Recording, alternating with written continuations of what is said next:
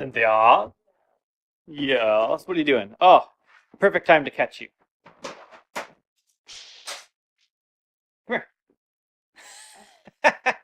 So, I'm trying to catch you for a few days, which is symptomatic of the topic. Do you remember what I was going to talk to you about? No. No. Perfect.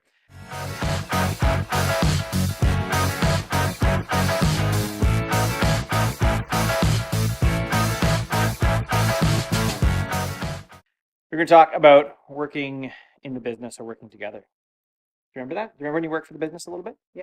And how'd that go? I'm going well. When you did bookkeeping? Yeah. Ooh, Yeah. okay.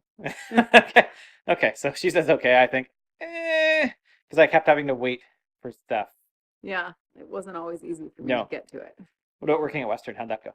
Together. That was the job. I didn't own that business. We just worked together. We worked Literally together well. back to back.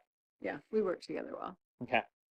What was one tip you could give a spouse and someone else if they're going to work together? Like two Like, spouses together, like a couple yeah, that's what I together. mean. Yeah, not separate spouses. That's just people working together. I think you have to have a work hat and a home hat so that when you are at work, you can deal with the work stuff.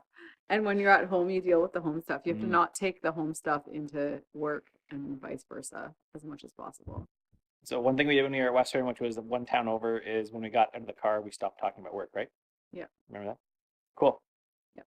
I'm going to talk more about this, but without ambushing you. Hey, you don't get to keep talking about it right now as I walk away. It just wasn't the best fit for me. Okay, come on, I'm coming back. What were you saying? Because you bellow at me from downstairs. What were you saying? I said that when I was doing the bookkeeping for Curtis's business, it just wasn't the best fit for me. No, it was bad. Not. And then when we would sit down and set a budget together, someone is not really good at staying on budgets, so would not keep the budget that we set, and it just caused tension more than anything else. Budget-wise, profit first has been good though, right? Yes, it's been really good for us. Okay, cool. Are you going to bellow at me again from downstairs? From Who upstairs? knows? Who knows? Okay, I'm I'm gonna gonna. noisily picking up toys. Oh, noisily picking up toys while I record. Thanks. All right, so that ambushing of my wife actually started because I read Start, Love, Repeat, and I'm going to read the quote out of it that just made me think about it. I'm still reading Start, Love, Repeat, and I will talk about it more in the future. But, quote, working together, even if it's the best of intentions and the most hopeful expectations, will likely create additional tension in your relationship.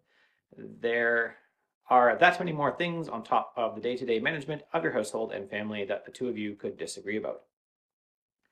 So, like she said, we set up a couple of rules. At Western Canoeing and Kayaking, we worked not even in an office this big, but back to back, my chair and her chair, and there's a little alcove to get in. And we worked back to back, and we worked on the sales floor together, and then we kayaked together, and we did home together, and did everything together. And the big thing that helped us navigate that was stopping the talk about work, right? We talked about boats a little bit, but it's stop about work politics, other things like that, anything like that outside of the car. Once we drove home, about a 20-minute drive home, we could decompress, talk about the day, anything else. We were excited about kayaking, so if we talked about a cool boat or something, that was a little different, but we didn't talk about the politics of work anymore.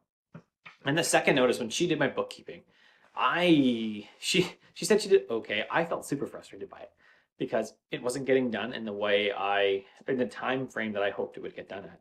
So I just kept waiting, especially around tax season. I'd be like, come on, we're going to do this. And I ended up having to do months of it that never got done.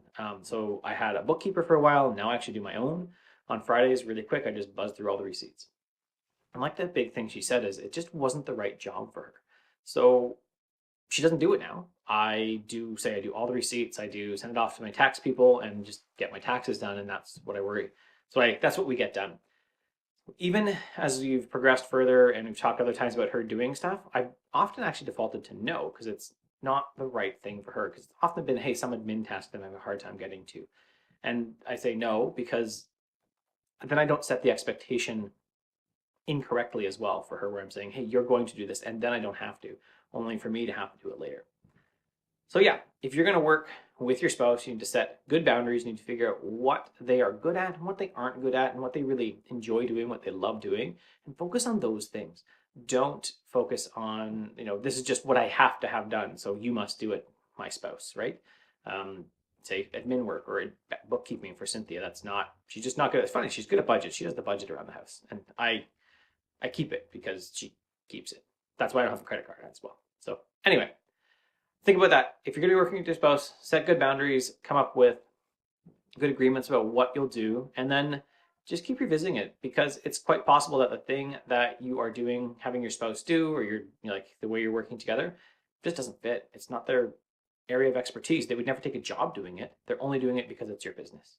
And if so, just release them from that. Let them move on to something else that they can really excel at, because I think that's what you want. You want your spouse to excel. You want them to do good at the work they do, at everything they do, so that they can just keep being awesome, so you can have an awesome marriage together. Ciao. That's it. If you liked it, you can subscribe below. There's a bell icon. You can get that, hit notifications. I hate them, so I never do that. But if you want to, go for it. At least that's what I'm supposed to say. And you can also help me out or support the channel, support the videos, support everything I do, the books I write, and get extra content like my book research, like more talk around, again, Start, Love, Repeat. I talked about that last Friday on Patreon at curtismchale.ca/Patreon or patreon.com/curtismchale. Thanks. Have an awesome day.